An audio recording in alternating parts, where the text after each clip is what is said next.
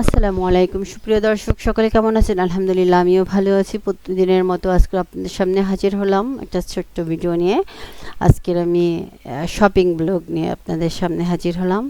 আজকে সারার কেনাকাটা টুকিটাকি, যেটা ছাড়াকে ছাড়া চলবে না, ছাড়ার পছন্দেই কিনতে হবে, তার এটা বায়না ছিল। প্রথমে আমরা বেতে ঢুকলাম। আসলে বেতে হচ্ছে তার লাইট জুতা লাগবে এবং পিঙ্ক কালারের জুতা লাগবে, এটা হচ্ছে তার বায়না ছিল। কিন্তু বেতে তার লাইট জুতা ছিল না।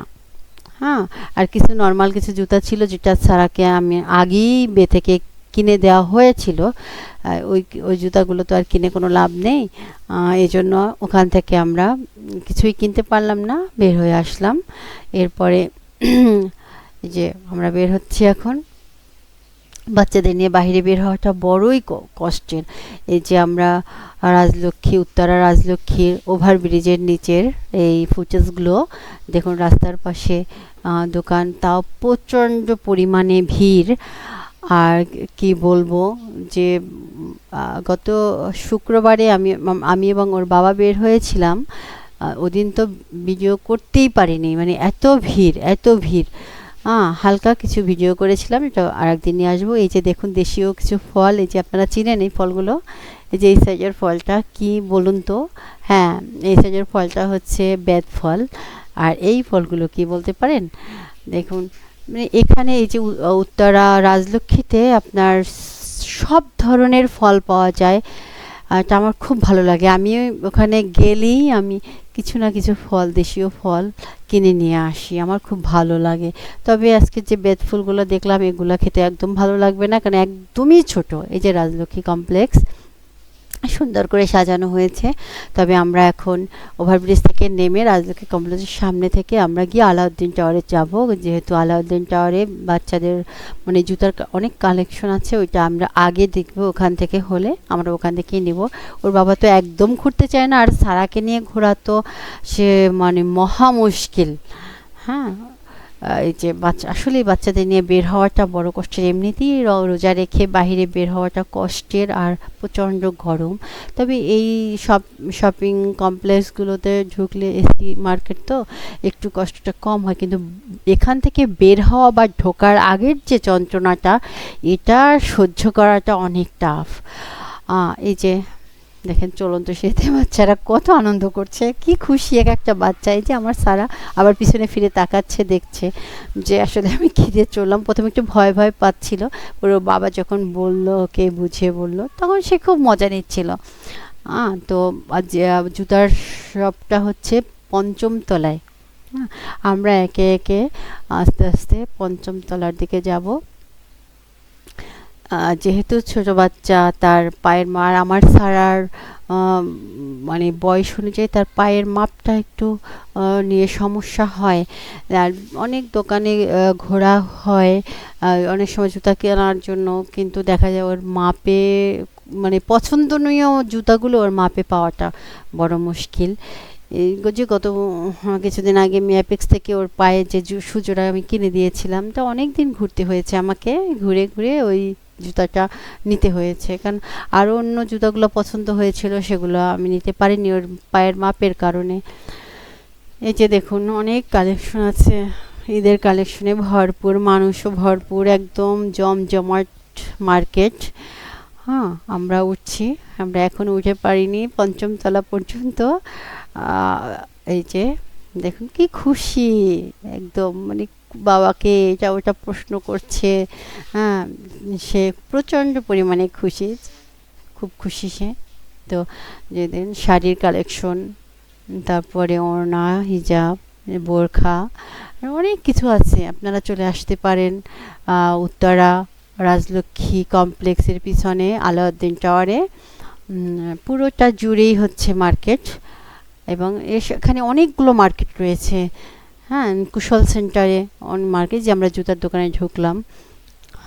তো এখানে কিছু যে জুতোগুলো পছন্দ হয় তাতে আবার লাইট নেই, আর যে জুতার লাইট আছে তো সে জুতো আবার এর পায়ের মাপে হচ্ছে না এবং কালারে হচ্ছে না। যে কালারটা আমাদের পছন্দ, মানে তার পছন্দ, সেই কালারটা তার পায়ের মাপে হচ্ছে না।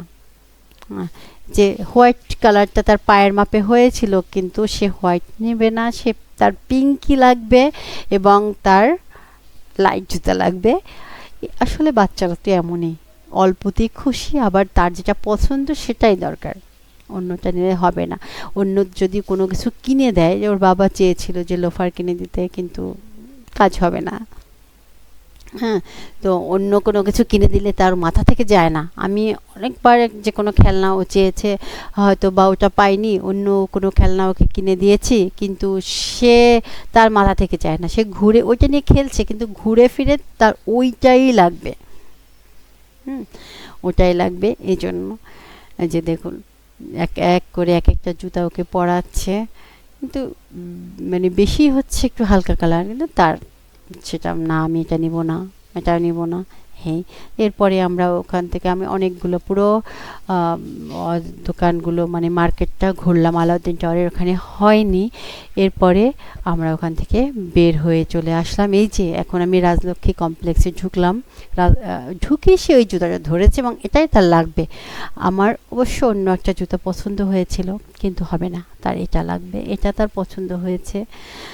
এখন কিছু তো করার নেই, এটাই নিতে হবে। হ্যাঁ, ওই যে তাকে পায়ে দিয়ে দেখাচ্ছে এবং তার এক সাইজ বড় নিতে হবে। উনি বলছে, ভাই বলছেন যে হ্যাঁ, এটার এক সাইজ বড় দেয়া যাবে। হ্যাঁ, তো তা খুব খুশি, সে এটাই নেবে, ওটা নিবে, তো ওটাই নেবে। তা আমি বললাম যে অন্য একটা নেই, এই যে এই জুতাটাও অনেক সুন্দর, জানি না ভিডিওতে কতটা বোঝা যাচ্ছে, কিন্তু বাস্তবে অনেক সুন্দর জুতাটা, তার নিবে না সে। হুম, তো এরপরে হচ্ছে যে দেখেন কিভাবে আগলে রেখেছে তার হাতে, এবং মোট করে রেখেছে যেন কেউ না নিতে পারে। ওর বাবা বললো আমাকে দাও, আমি বললাম আমাকে দাও, দিবে না, তার হাতে রাখবে। এবার আমি আমার বড় মেয়ের জন্য মানে সব সময় পরার জন্য স্লিপার খুঁজছিলাম, যেহেতু ওকে নিয়ে যাইনি, আর ওকে না নিয়ে গেলেও ওর পায়ের মাপ আমার পায়ের মাপ সেম, এই জন্য আর সমস্যা হয় না জুতা কিনতে। তো এই যে আমরা দেখছি জুতা, ওর বাবার একটা পছন্দ হয়েছে, কিন্তু ওটা একটু সমস্যা মনে হচ্ছিল আমার, মানে এই জন্য যে পায়ের এটা একটু ব্যথা পাওয়া যাচ্ছে। তা আমি বললাম যে না, এই পাশের যেটা ওইটাই নেব। এরপরে আমরা ওখান থেকে ওই জুতাটা নিয়ে বের হয়ে আসলাম ইজির শোরুমে। ইজির শোরুমে ঢুকছি যে ওর বাবার জন্য শার্ট নেব। তো এই যে দেখুন আমরা ইজির শোরুমে চলে আসলাম। ইজির শোরুমে বেশ কয়েকটা শার্টই ভালো লাগলো, মানে কালেকশনগুলো অনেক সুন্দর। তার ভিতর থেকে একটা শার্ট তো নিতে হবে, তাই যে আসলে ইজির সবসময় ইজি থেকে কেনাকাটা করা হয়।